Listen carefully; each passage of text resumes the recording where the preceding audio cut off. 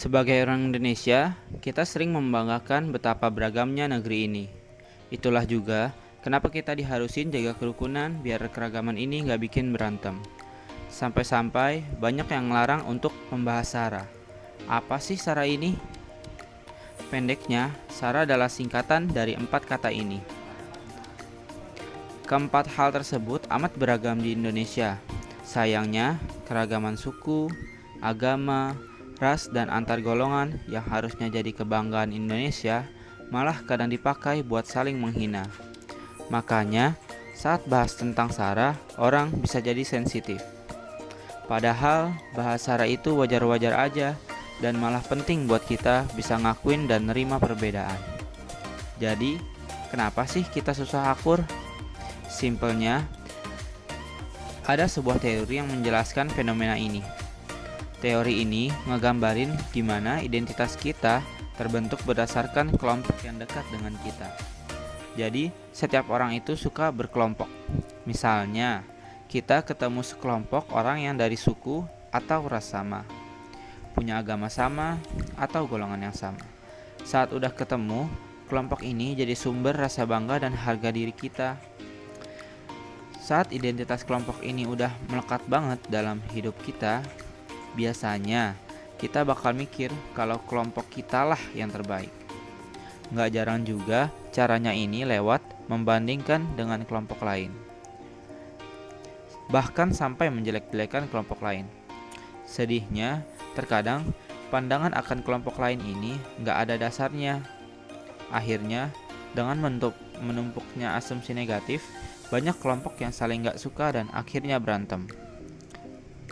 Perselisihan ini makin diperparah sama banyak faktor. Jadi, kalau kita nggak segera benerin negara yang diperjuangin sama para pahlawan kita, bisa-bisa negara ini nggak akan bertahan lama. Di seluruh dunia, banyak konflik yang muncul berkaitan dengan hal-hal ini. Lebih sedihnya lagi, di Indonesia juga makin sering muncul bibit-bibit perpecahan. Belakangan ini, kita sering dengar berita tentang pelecehan suku dan ras tertentu di Indonesia. Akhirnya, kebencian antara kelompok-kelompok yang beda pun makin menjadi-jadi. Tentunya, kita nggak mau Indonesia terpecah belah kayak gini. Munculnya perbedaan dalam masyarakat itu wajar. Jadi, nggak ada salahnya untuk kita saling memahami satu sama lain. Caranya yang paling gampang adalah mempelajari kelompok yang berbeda dari kita. Ini bisa kita lakuin dengan ngobrol atau baca-baca, asal sumbernya terpercaya. Dengan begini, kita bisa mengerti jalan pikiran mereka dan sadar kalau semua perbedaan yang kita punya emang gak bisa dipungkiri. Dan toleransi dibutuhin banget buat bisa nerima perbedaan dengan lebih lapang dada. Jadi, bahas SARA itu gak ada salahnya, dan kalau dipikir-pikir justru malah baik. Karena bikin kita jadi saling mengenal, tahu apa aja perbedaannya, dan nyari titik temu yang enak buat semua orang. Asalkan ngebahasnya dengan tetap tunjukin rasa hormat, berpikiran terbuka, dan tentu aja bertoleransi. Peran Pancasila terhadap konflik SARA. Dengan adanya konflik SARA ini, kita tidak hanya bisa menyalahkan orang-orang yang berkonflik saja, tetapi juga peran pemerintah sangat penting untuk menyelesaikan permasalahan atau konflik tersebut. Jika kita lihat dari dasar negara, kita pada Pancasila, sila ketiga, Persatuan Indonesia, mengajak semua masyarakat Indonesia untuk bersatu, menjaga perdamaian antara individu maupun kelompok, mendukung satu sama lain untuk kebaikan bersama, membentuk tujuan bersama yang nantinya bisa kita wujudkan dalam tindakan toleransi kepada semua golongan tanpa melihat adanya perbedaan status. Dan pada sila ketiga digambarkan dengan jelas pohon beringin yang berdiri kokoh melambangkan negara yang besar di mana rakyatnya bisa berlindung di bawah satu pemerintahan yang sangat kuat. Akibat negara konflik SARA dan upaya pencegahan konflik SARA. Keberagaman merupakan identitas dan aset bagi bangsa Indonesia jika diolah dengan baik. Subjek identitas sangat kompleks karena mencakup totalitas pengalaman sosial yang sebagian besar dipengaruhi oleh sejarah. Apa yang membentuk identitas suatu kelompok? Tidak selalu mudah untuk ditentukan. mengingat perbedaan dalam cara individu disosialisasikan selama hidup mereka, seperti sebagai anggota keluarga, klan, lingkungan, desa, kota madya, profesi, kelompok, kepentingan sosial, atau organisasi transnasional yang berbeda. Jadi, meskipun konsep tersebut dapat memberikan gambaran tentang keseragaman sosial, identitas selalu menjadi isu yang diperebutkan karena individu-individu yang diasumsikan memiliki nilai-nilai yang terstruktur secara hierarkis atau fungsional. Keberagaman dan perbedaan seperti inilah yang tak jarang menimbulkan dampak negatif yang dipicu oleh konflik bernuansa SARA.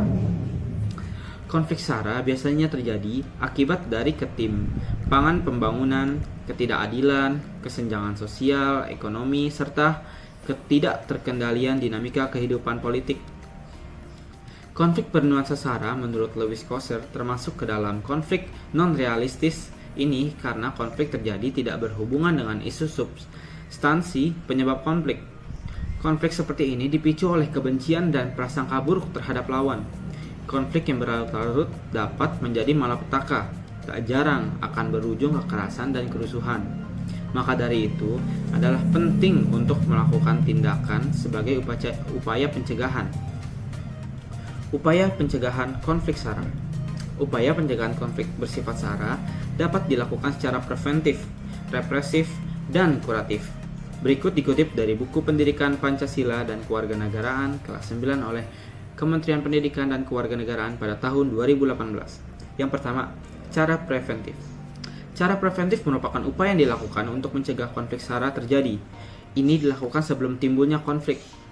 Cara preventif konflik SARA dapat dilakukan dengan mengembangkan dan memupuk sikap toleransi, kerjasama, gotong royong, saling menghargai, dan menghormati. Terpenting adalah melihat perbedaan sebagai hal yang positif ketimbang melihatnya sebagai ancaman. Yang kedua, cara represif. Cara represif merupakan upaya yang dilakukan untuk menghentikan konflik yang terjadi. Cara ini bisa berupa pembubaran paksa, penangkapan, dan sebagainya. Dan terakhir, yang ketiga, kuratif. Cara kuratif merupakan tindakan yang dilakukan sebagai upaya tindak lanjut atau penanggulangan akibat dari konflik. Tindakan ini dapat berupa pendampingan bagi korban, perdamaian, kerjasama, dan sebagainya.